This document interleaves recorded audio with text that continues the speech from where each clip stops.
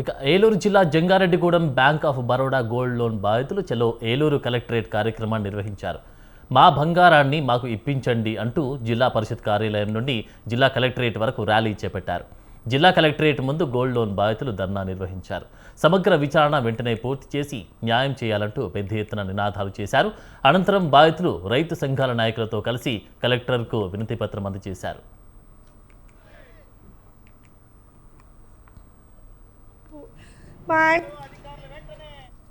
అది జంగారెడ్డిగూడెం అండి. మాది మొత్తం 8 కాసులు పెట్టానండి బంగారం. మా ఆయన గారు వికలాంగుడు, కష్టపడి మేము అలా చేయించుకుని నాకు 2 ఆడపిల్లలు. మొత్తం బంగారం మొత్తం తీసేసుకుని అందులో చిన్నది ఇత్తడిది ఇంత కడ్డీ పెట్టాడండి. ఉత్తు ఖాళీ కవరించి ఇంత కడ్డీ పెట్టాడు. అంత మొత్తం బంగారం అంతా తీసేసుకున్నాడు. అసలు అందులో ఏమీ లేవు. మా ఆయన గారు వికలాంగుడు. నేను పని చేస్తాను. నేను గవర్నమెంట్ స్కూల్ ఆయా కింద పని చేస్తాను. మేము అలా కష్టపడి కూడబెట్టుకుని చేయించుకున్నాం. మొత్తం అసలు ఏమీ ఉంచలేదండి, అన్నీ తీసేసుకున్నాడు. మాది జంగారెడ్డిగూడెం బ్యాంక్ ఆఫ్ బరోడాలో గోల్మాల్ జరిగింది. ఇక్కడ రైతులు, చిరు వ్యాపారులు, అలాగే కూలి పని చేసుకున్నవారు, వివిధ వృత్తులు చేసుకున్నవారు బంగారాన్ని కుదువు పెడితే బ్యాంకులో ఆ బంగారాన్ని ఇవాళ చేను వేసినట్టు ఇవాళ అధికారులే బంగారాన్ని కాజేసిన పరిస్థితి ఉన్నది.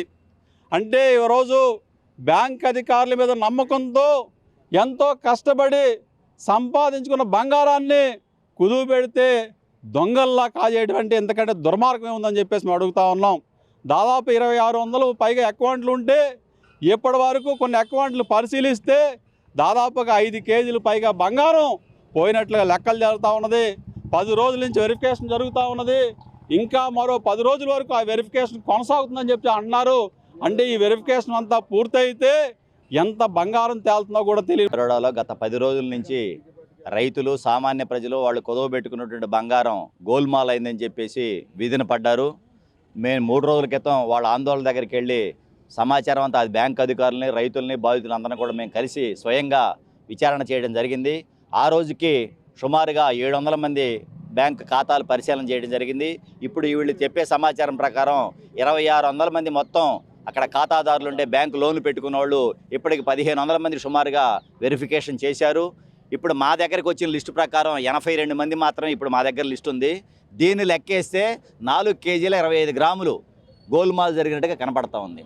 అంటే ఇప్పటికి 1500 మందికి వెరిఫికేషన్ చేశారు. ఇంకొక 1000 మంది పైన వెరిఫికేషన్ చేయాల్సిన అవసరం ఉంది. దీన్ని బట్టి చూస్తే బాచుపల్లిలోని ప్రగతి నగర్లో నీటి సమస్యపై స్థానికులు ఆందోళనకు దిగారు. నీటి ట్యాంకర్ల దోపిడీని అరికట్టి తాగునీటి సమస్యను వెంటనే పరిష్కరించాలని డిమాండ్ చేశారు.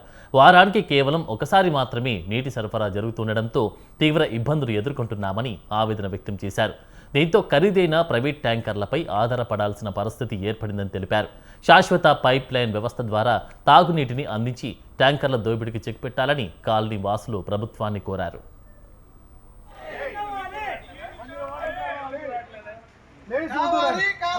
10 ఏళ్ల క్రితం ప్రగతి నగర్ వేరు, 20 తర్వాత ప్రగతి నగర్ వేరు అండి. ఎప్పుడైతే కార్పొరేషన్గా మారిందో పంచాయతీ నుంచి ఇక్కడ వాటర్ అనేది దుర్భరంగా తయారైంది. వాటర్ సప్లై అనేది జనాభా పెరిగిన జనాభాకు తగ్గట్టు బేసిక్ ఎమ్యూనిటీస్ అనేది చేకూర్చడంలో ఇక్కడ అధికారులు కానీ, ప్రభుత్వ పరంగా ఉన్న రిప్రజెంటేటివ్స్ కానీ, లోకల్ లీడర్ కానీ అందరూ అటర్ ఫ్లాప్ అయ్యారు.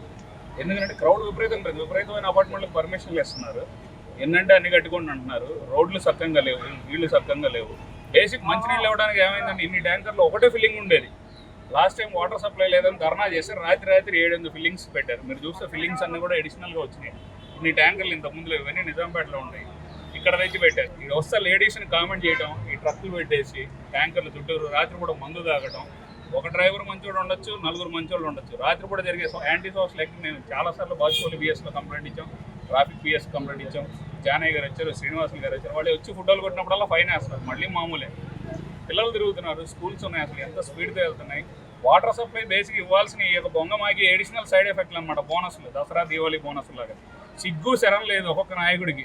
ప్రగతి నగర్ జేఏసీ అన్ని పార్టీలు, అన్ని కాలనీల వ్యక్తులతో కలిసి ఈరోజు ప్రగతి నగర్లో మంజీరా ఏదైతే సమస్య ఉందో ఆ సమస్యపై కాలనీల ప్రజలందరూ కలిసి ఇక్కడ మంజీరా వాటర్ వర్క్స్ కాడ ప్రగతి నగర్లో ధర్నా చేస్తున్నాం. అయితే ఇలా సమస్య ఏంటంటే ప్రతిరోజు కనీసం రోజు విడిచి రోజు కూడా నీళ్లు సప్లై చేయాలి. ప్రతి వ్యక్తికి 130 లీటర్లు వాటర్ వర్క్స్ అధికారులు సప్లై చేస్తామన్నారు. ఒక ప్రగతి నగర్లోనే దాదాపు 1,50,000 జనాభా ఉంది.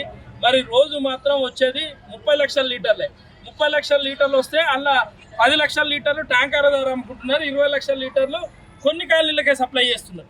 వారానికి ఒకసారి కూడా సప్లై చేస్తలేరు. అదేవిధంగా నిజాంపేట సర్కిల్ మొత్తానికి కూడా 1.5 కోటి లీటర్లే సప్లై చేస్తున్నారు. 5 లక్షల జనాభాకి 3 కోట్ల నుండి 5 కోట్ల లీటర్ రావాలి. మా దురదృష్టమో మా కర్మనో నిజాంపేటకి ట్రాన్స్మిషనల్ అలొకేషన్ ఆర్డర్ అంటూ 1.5 ఎంజీడీకి మాత్రమే ఉంది. మాకు 4 నుండి 5 ఎంజీడీలకు అలొకేషన్ ఆర్డర్ కావాలి. రెండవది ఏంటంటే ఇక్కడ ముఖ్యంగా మాకు వచ్చే వాటర్ చాలా తక్కువ. దీనికి మంజీరా వాటర్ 5 రావాలి, లేదంటే ఇక్కడ మన మల్లంపేట బౌరంపేట నుండి రావాలి. ఇక్కడికి సపరేట్ అలొకేషన్ ఉంటే మాకు రైట్ ఉండదు, అలొకేషన్ లేదు కాబట్టి